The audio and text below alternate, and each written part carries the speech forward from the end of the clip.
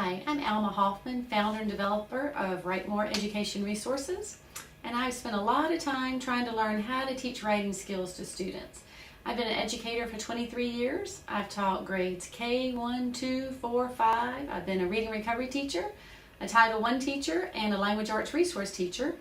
I've been at low performing schools and high performing schools, and I feel like when it comes to teaching and students, I've seen about all there is to see. I started off teaching 5th grade, and at the end of my first year teaching 5th grade, one of my moms was walking out the door and she said, "Well, you did a pretty good job. It's a shame you never taught Billy how to write." I remember thinking, what? I never taught him how to write? I thought we had done lots of writing that year. At the end of every little chapter in language arts and social studies, when it said write a paragraph or write complete sentences, we had done that. But I went home and thought about it, and I had assigned a lot of writing and I had graded a lot of writing, but I had not taught students what makes writing good. And that's when I became serious about writing. I spent the summer reading all the books ever written by famous people in writing, like Donald Graves and Lucy Calkins. I attended conferences that they had, read all their action research studies, and then I started the following year trying to teach my students to do more writing.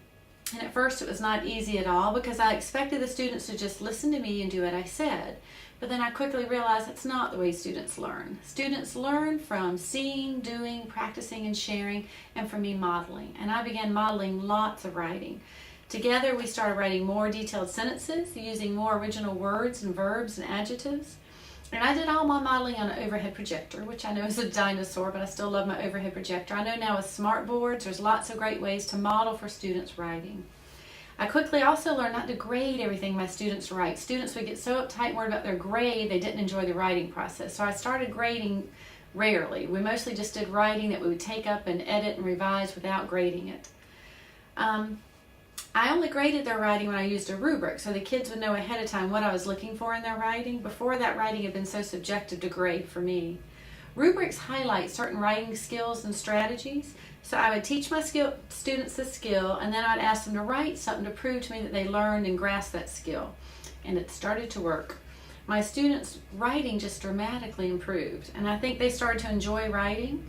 We would write and create whole class stories and small group stories and individual stories, and my kids got to where they loved to share different opening sentences and closing sentences, or they'd love to read out loud their descriptive setting to share with the other kids. And it became a fun challenge for them to see who could be the most creative and different. Most importantly, my students began taking risk in their writing, and they were searching for their voice in writing. They wanted their story to be different, and they weren't nervous to experiment with words or different phrasing or sentence variety. I developed Write More to help other teachers become better teachers of writing. The Writer's Tool Bag has all the components necessary to create an atmosphere for writing in the classroom. To me, the meat of the tool bag is two things: the activity prompt book for the teacher and the student writing portfolio. The activity prompt book is filled with a variety of writing genres, and I strongly believe students need to write all different types of writing in order to get better at writing overall. And you might teach writing for 1 hour one day and maybe only 5 minutes the next day, so keeping writing in a variety of ways I think is also very important. The student portfolio is a folder with pockets inside, and on the portfolio is lots of tips and suggestions for how to improve writing. So my kids would write a rough draft and we'd store it in their portfolio, and then once or twice a week I'd ask them to use different things, sections on the portfolio to make their rough draft better. And this portfolio is also a great tool for helping parents know how to help their students. I would send the portfolios home maybe once a week, and parents who before only knew how to look for capital letters and spelling errors now understood what I was looking for in writing: better sentences, better verbs, better adjectives, that kind of thing. You also get in the Writer's Tool Bag a teacher's resource guide, and it has a whole section on the portfolio and many lessons and activities to do with your students as you teach each section of the portfolio. The teacher's resource guide is designed to help you become a better teacher of writing. It is not a step-by-step daily writing plan. Instead, it's an instructional guide. It's filled with tips and suggestions and 10 sample lesson plans. And the idea is for you to experiment with all the different Write More products and learn the different ways to use our products to teach writing. And then for you to design and implement your own writing ideas that integrate with your curriculum and your teaching needs. The guide also explains how to use the Write More Everyday Organizer. Using this organizer teaches students the two most important strategies in writing, and that's focus and organization. When modeling for students, use this organizer. It can be used for simple paragraphs and complete stories.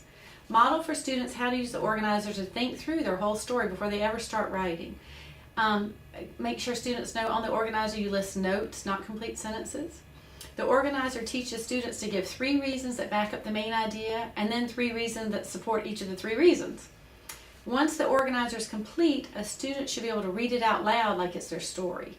This is not an easy task to learn. It takes lots and lots of practice. And I do it with it on the overhead projector. As a class, we take turns doing it out loud. We practice how to take what's written in the main idea square and turn it into an opening sentence or paragraph.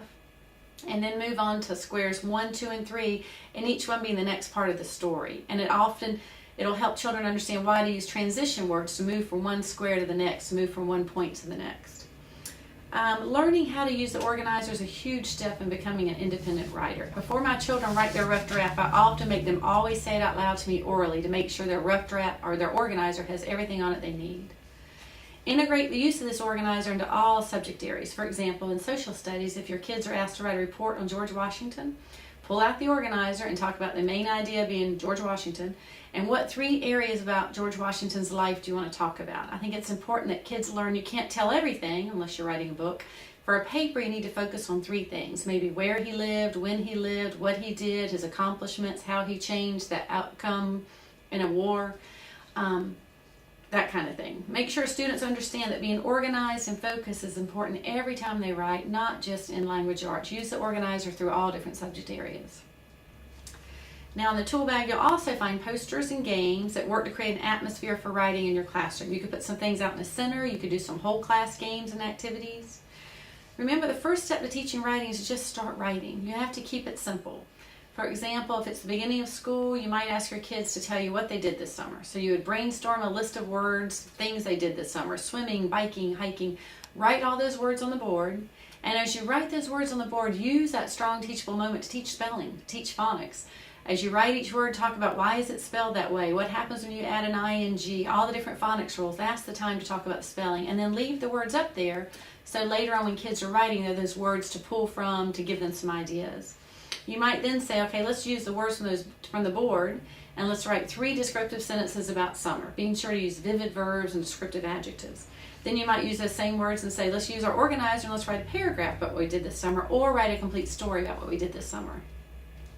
I think it's very important as a teacher that you write along beside your students. Let them see you struggling with certain phrases and words, and let them hear your ideas and hear that some of your ideas work and some of them don't. They'd love to see that you're struggling just like they do. There's no perfect way to be a writer. It's about trying and trying again. Model for them where you put in transition words and where you maybe add words to enhance your story. Show them how to use resources like a thesaurus or a dictionary or all the different posters hanging on the wall. When students see you write, they understand you value writing, and writing is important. For more writing ideas, you can go to our website, and our website's www.writemorestuff.com, and on there we have monthly creative writing ideas that you might want to use. We also have a teacher's blog where teachers write and share different things they're doing in writing, things that work and things that don't work. Today I'm still a writing teacher. I do track out camps for kids. We do track out camps after school and during the summer. And the whole reason I do these camps is to help kids learn to love writing. And our camps will have kids, half the kids that come because they love to write and that's why they're coming. The other half come because they have not been successful with writing. They think they hate writing. Their parents are often dragging them in the door. But within an hour, you'll see those same kids, their whole body language changes. We can show them some simple things to do in writing that makes their writing so much better. And you see the way they sit changes, the way they act changes. They suddenly feel confident in what they're doing. Some key strategies I think you have to teach in writing, and it's all through our Write More materials. Kids have to understand organization, focus, better word choice, better sentence variety, opening and closing sentences, transition words, using vivid verbs. There's so many strategies. Students will see their writing improve with daily writing. They become proud of what they can do. Writing is crucial in today's world, and I think with our Write More products, we can get you started with writing. We can make it so that you start to enjoy teaching writing, kids enjoy writing, and you'll all enjoy the process together. Thank you.